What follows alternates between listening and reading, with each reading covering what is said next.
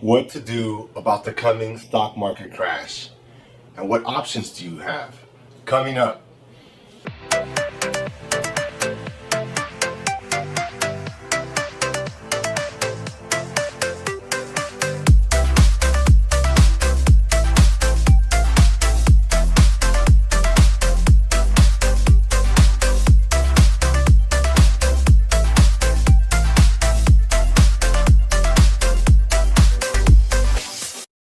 Hi everyone, this is Ernesto from Attaboy Cowboy, and on this channel we give you health and wealth tips to help you be more successful.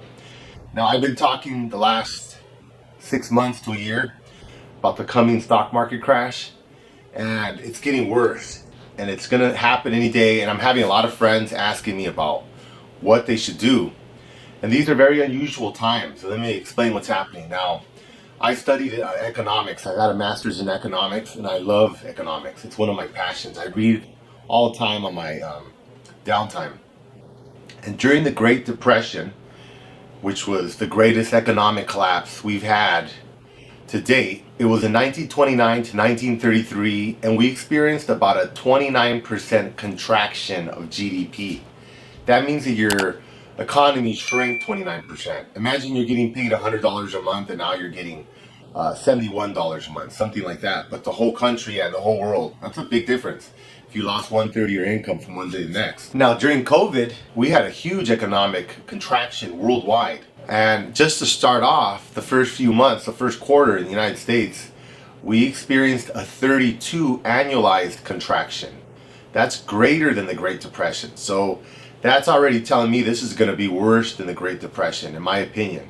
Now, I'm looking at the economic indicators and they're mixed. They're all over the place. But there's a lot of bad things for the market. So I'm going to focus on the stock market because that's what this video is about. Now, companies, they should function on fundamentals, right? So let's say you're Apple. How much money did you make? Let's say you're Tesla. Did you make money or not? If you make money, people should buy the stock. It should go up, right? Normally. If it doesn't make money, lost money, people should not buy their stock, and they should sell their stock, and they should go down. It seems very rational, but people need to understand that the stock market is not rational at all. It's very irrational. That's what I mentioned in my other videos, and that's what I learned in school when I was studying and talking to my professors, that markets like the stock market are built on emotions. Other things are oftentimes are not. They're built on fundamentals. Like if you buy a house, how much of the price is worth in your neighborhood? Well, that's what they're worth. That's what you're going to pay, right? So whether it's up or down, whether you're selling or buying, there's some type of a threshold that you can compare. But stock markets are not like that. It's totally based on emotions. So right now, what's happening all over the world, I'm getting people from different countries writing to me, telling me how they're learning about stock trading. And I'm just thinking, oh my God, that's not good. Because I think about sheep. Getting sheep pushed over a cliff or getting pushed into a packing house to get cold, or killed. No, man. The ones in the front can see, but all the sheep in the back can't see. All you can see is the butt of the sheep in front of you, right? My dad's from a ranch, and they have a lot of sheep and cows and pigs and everything, and we grew up going over there. And you learn about herd mentality in these environments, because the sheep, that's why you have a sheep herder, you have sheep herder dogs. They follow the ones that are in the front, and they just go. That's why you ever see sheep, they're like in a big flock. Okay, so that's how humans are in a lot of things, especially in markets, in the stock market. So right now, there's this weird thing where people are making a lot of money, especially in the U.S., from unemployment, stimulus checks, all these different programs to prop up our economy so it doesn't collapse. Now, those are very, very good programs, but they're causing distortion, it's called. People are sitting at home, they're bored, they're in quarantine, they're worried about their financial future. They don't know if they're going to have a job. A lot of people are unemployed. Unemployment went up over 20% in the United States. So it's very scary. And if you're getting this money, you're thinking, well, I need to prepare for the future. And there's something called FOMO, F-O-M-O. It means fear of missing out. People are looking at the news, they're looking at all this stuff, and they're just seeing, wow, Tesla's like the number 1 stock. It's so awesome. I bought a bunch of Tesla at 179, and I sold it further down the line. But it was over 2,300. It just split into 5, and that's just people getting excited. They're sitting at home.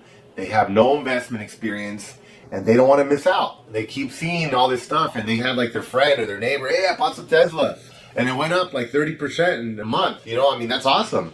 But you don't know when you're going to fall off the cliff like that sheep. You're looking at that butt in front of you and you're walking and it looks great. But all of a sudden there isn't anyone there. And then you look and you're at the edge of a cliff and you're falling off. It's too late. So that's what's happening right now. People have a lot of extra money, in a lot of cases more than they normally have. They're bored, they're scared, and they're investing it in the hype. What they're seeing on the news about Tesla and about, you know, Apple and all these other big companies. Those are great companies. But right now, just my personal, I'm not buying any stock, nothing. And I'm telling my friends, stop buying stock, don't buy anything. In fact, all your investments, you should be moving them into bond funds. Those are stable. Those pay you very little. They pay you like a few percentage points a year, but you're not going to lose any money. And those are good to buy in times of volatility right now. Like you have money in an investment account, move it all to bond funds. And after everything splatters and there's big mess, then you come back into the market and you buy stocks. Now, how do I know that's a good strategy? It's tried and true. In fact, read about Warren Buffett, the greatest of all time. That's what he's doing. People have been criticizing him because he's been missing this stock market rally we've had the last few months. In fact, I was talking to one of my friends who's really smart, got a lot of education, and he's a bank controller. He knows a lot. He does really complex stuff for banks. And he was telling me, no, dude, we're good. We already had our stock market crash in March, which we did. We had a stock market crash but see, finance and economics are different. Economics is kind of like a crystal ball. You're looking down the line. And all that crystal ball is saying this is bad news. We got a lot of unemployed people, and those people are going to run out of unemployment benefits, they're going to run out of stimulus checks, and reality is going to come.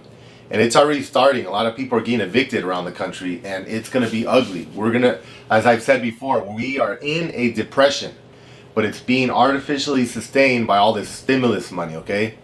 So you need to pay attention to what's happening. Pull your money out of the market, put it in bonds, save your cash. Warren Buffett, as I was saying, he pulled all his money out. He has it like on the sidelines. I forgot how many billions of dollars he has just sitting, and people are criticizing him like, wow, you're missing this stock market rally. It's not that he's missing it, he has discipline. And in stock investing, you gotta have discipline. I know I've lost a lot of money. If you read my book, you'll read about some of my crazy losses I've had trying to make it in stocks. I still trade stock, but it's very, very difficult. And I've always lost a lot of money. Overall, I have to be honest, I don't know if I've ever made any money. But now I have a safer strategy. I just invest in index funds, bond funds, that's it, boring stuff. And when times get rough, everything moves to bond funds. And I wait it out and then I buy again. You know, very simple, easy, no, don't get caught up in the hype. So right now, I get a lot of friends and family and a lot of people writing to me through, YouTube, etc. about stocks. And I just feel like, man, these guys are going to get nailed. You're going to get nailed. It's a bad, bad time. Do not buy stocks. Okay, so there's two other things I wanted to discuss. The other one is, I want you to look on the internet. I want you to look at these charts I have here on the Great Depression. This kind of gives you an idea. During the Great Depression, the same thing happened that's happening right now, except they didn't get stimulus checks. People were losing all their jobs, and a lot of people were scared, and they were throwing it in the market. So you'll see on these charts here, the market started going up like crazy. Even though the economies were going down, they were going into depression, people were all buying. But then they ran out of money, and it was kind of like shooting something into the sky, and eventually gravity takes over and it comes back down. That's what happened, and you'll see it here in these charts. People were spending, trying to figure out a way to survive, and then they ran out of money, and then the fundamentals came into play. Like right now, all these companies are making a lot of money because people are buying them, and the stock price is going up. But they're not really making money. They're not. They're losing money. Most companies are losing money. 90% of companies are losing money right now because of COVID. They're closed down. A lot of their customers do not have money to spend. There's just isn't a lot of money in circulation. 1 in 10 workers in the United States work in restaurants. Guess what's happening in restaurants? Most of them are closed, or they're working at 25% capacity, or the takeout only. If I go to a nice restaurant and I pay $40 or $50 for a nice meal, I'm not going to pay that much for something that comes in styrofoam or in a paper box I'm going to take home and eat on my couch. No way, no one's gonna do that. You pay those high prices because of the ambiance, the music, the beautiful people sitting around you, the waiters and all this fancy stuff. You want to impress your girlfriend or your boyfriend or your wife or whatever, right? You're not gonna pay that to eat at your house. You're just gonna go to McDonald's and get something for $5 or $10. So restaurants are getting killed, and a lot of other industries are getting killed. I'm just using restaurants as an example, but everybody's getting killed. So those people are not spending. So all businesses are losing money right now. They're not doing good. But yet people are buying the stock because, again, they're sitting at home, they have extra cash, they're driving the price up just like they did during the Great Depression. Now, if you look at my graphs here, you'll see the crash. That's where we're headed. We're going to run out of unemployment. We're going to run out of stimulus checks, not just in the US, Europe, different parts of the world. Okay? And people in other countries like India, China, like countries in South America, I have friends in all those countries. They're writing to me and they're saying, hey, what's going on? Well, they're jumping in from all over the world. They may not be getting stimulus checks, but they're scared. We're all people. We're all the same. We all have the same emotions. And they're all seeing the stock market rise in the United States, and they're thinking FOMO, fear of missing out. They don't want to miss out, so they're jumping in too. And we're all going to get killed. They're going to get nailed. We're going to get nailed the same. There's equality in the stock market. That's a good thing. Everybody gets treated the same. And we're all going to get nailed. I'm not, because I'm out of it. I'm taking money out. It's in bond funds and stuff like that. So if you see the graph, you'll see the same decline. You're going to see the same thing happening here in the stock markets in the next few months. Nobody could tell you when. It could be next week. It could be in a month or 2 months. But it's definitely going to happen. 100% guaranteed. That's why Warren Buffett's not buying anything. I'm just using him as one example. He's actually investing in solar farms, which is really cool because that's one of the videos I made. The best investment during COVID, solar. If you have a house, apartment, whatever, invest either in companies that install solar or put solar on your house. Hands down, the best investment, greatest return on investment, especially in a time of uncertainty like this. Get solar panels. Another thing I want you to pay attention to is the second thing is you got all these startups going public. I don't know if you're into stock, or if you're reading the biz, you're gonna say, oh, this company, they went in, they doubled, they tripled. There's a lot of companies jumping in. In fact, right now there's a big rush. I've been reading about all these IPOs. They're called initial public offerings. New companies that are jumping in. In fact, Airbnb was saying they weren't going to go public for years, if ever. But they had such a terrible year because of COVID.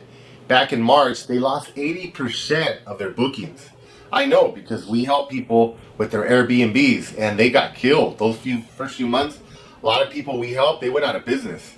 They lost all, they sold all their furniture. They closed down their apartments or houses, whatever, and they just rented them out or they gave up the leases. So Airbnb got killed, and now they have existential threat. They think they could go bankrupt. They've been borrowing money and they're not getting enough money. But Airbnb, as an example, has a name. People know them. So if they go public, people are going to dump money in them because there's all these people buying right now, right? So Airbnb's lined up. All these companies that did not want to go public are saying, hey, and I hate to put it this way, but it's the truth. They're saying, hey, you know what? We have economists, we have all these financial experts that work for us, and they're telling us the future is looking very bad, and we may not survive. And when we get to that point, no one's going to lend us money. There isn't going to be any liquidity, they call it. There isn't going to be cash available to borrow. We're going to lose our credit lines. So we're going to go bankrupt. So why don't we jump into the stock market now while there's all this hype, and we'll kind of take advantage of all these suckers that are buying stock right now, and we'll cash out and we'll be good. We could survive. Even if our stock price goes down further down the line, we're already sitting on all this cash. They get to keep that, and that keeps them afloat. That's basically why you're seeing so many companies going public right now and preparing to go public. It's not because it's the greatest of financial times. It's because it's the worst, and because of all the uncertainty that's coming. And they're smart, and they have experts. They have billion-dollar companies. They have a whole team of financial people. They're explaining to them, dude, you're going to go bankrupt. You're going to disappear. Oh, shit. Sorry to say that, but we better go public. Let's get some money. Let's take advantage of these stock market rallies. And then when it crashes, well, hey, that's everybody else's problem, right? At least our company stayed solvent. I'll give you a third and final example about what's happening, about liquidity, because I think that's important. I mentioned that. Credit is becoming stricter. We were trying to refinance. It was Oh my God, they said it was like 2 weeks. It took over 2 months, and they just kept checking and checking. They're cutting credit lines on credit cards. They're closing HELOCs, home equity lines of credit. They're closing them. They're not offering them. We tried to get one. The banks told me no one's offering those right now. It's kind of like a credit card, but on your house. I have a video on HELOCs if you want to check it out, but they're not offering them. And the ones they have, they're closing them. And if you have credit cards, like you have one that's like $50,000, Capital One and a bunch of other banks are cutting them. I had a friend that told me, dude, I tried to use my card. I had a $50,000 limit. I logged in, all of a sudden I have a $10,000 limit. The banks are not dumb. They don't want to get screwed with bad debt. So they see what's happening and what's coming. And they're saying, hey man, a lot of people are going to file bankruptcy. So we're going to cut our losses. We're going to cut those credit card limits down so that all these people that become unemployed can't go out and spend that $50,000 on living expenses and paying rent or whatever, and then file bankruptcy and leave us with a bill. Because remember, nobody pays back credit cards when they go bankrupt. They're the first ones that get screwed over. So that's why you're seeing all this. And the exact same thing happened during the Great Depression.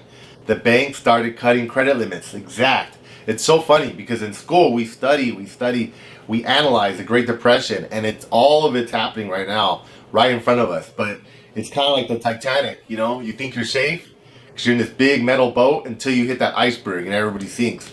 That's what's happening right now. We see this economy. It's great. We're the biggest economy in the world. There's all this liquidity. There's all this money. It's all going to disappear. So be careful. Manage your money out of stocks. Put it in other investments. And if you're not sure where to put it, watch my other video on solar panels. That'll give you some really good ideas. Thank you for listening. And from Los Angeles, this is Attaboy Cowboy. Thank you again. Bye-bye.